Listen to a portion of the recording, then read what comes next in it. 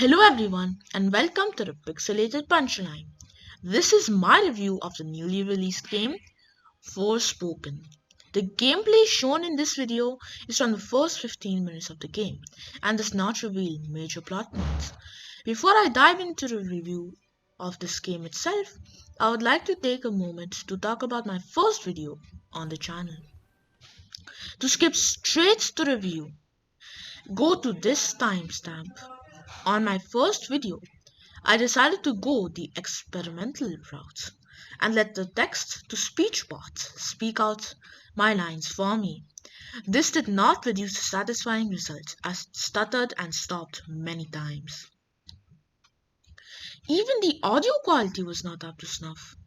Although I could redo the video in my natural voice, I would rather move on to the new games coming out and try to stay on top of things. If you want me to redo the video anyway, please let me know. This video has been improved by using my own voice as well as better quality footage, which does not loop around. Thank you for bearing with me. Here is the review. Forspoken is an RPG game that follows a familiar trope of a down-on-their-luck orphan who is taken to a fantastical new world and given magical powers to become a hero in order to defeat an evil threat. However, the game falls short in its generic story and lifeless open world. Despite these shortcomings, the game's energetic combat and flashy parkour movement system do provide some entertainment during the campaign. However, the repetitive side tasks lack appeal and are only suitable for mindless trophy hunting after the campaign is completed. Forspoken's story and world are uninspired and fail to capture the player's interest. The writing is poor and fails to establish the characters or their relationships effectively.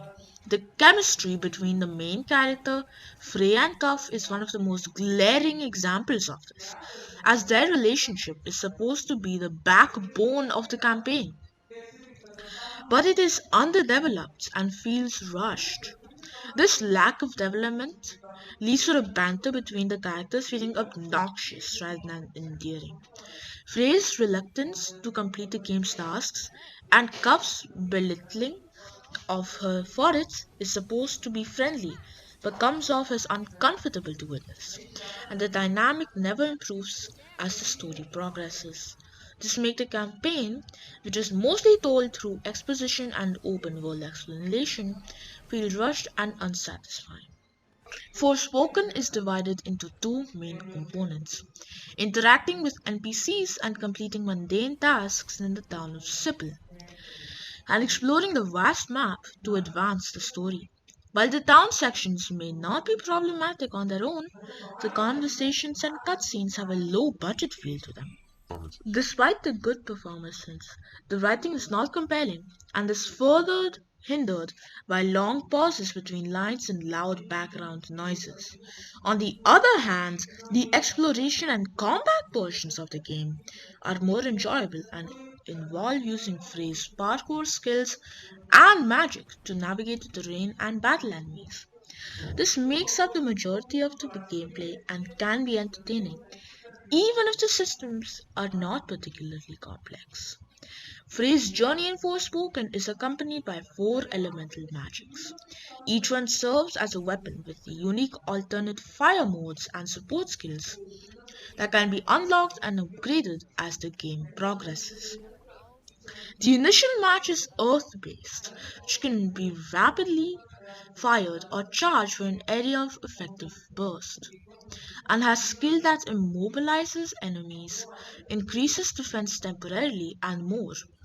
The fire-based sword option is unlocked about a third of the way through the campaign, which can be restrictive at first, but once it is unlocked, the combat in Forspoken becomes quite entertaining. The variety of enemies may not be impressive, but the elemental resistance and unique quirks force the player to change weapons and strategies frequently during the fight, and it can be a lot of fun. The one-on-one fights can be a bit monotonous, but the group encounters often keep the player engaged. The gameplay in Forspoken is a blend of combat and parkour, the combats being more engaging and challenging than the parkour. The player character, Frey, gains access to 4 different types of elemental magic throughout the campaign, each with its own set of alternate fire modes and support skills. These can be upgraded as the player progresses. The parkour system is simple and flashy, allowing the player to quickly traverse the environments by holding down a button and pointing in the desired location. However, it lacks depth and doesn't require much skill.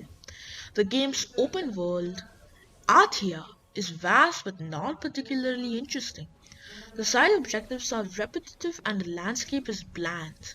The game progression systems are flexible but not particularly exciting.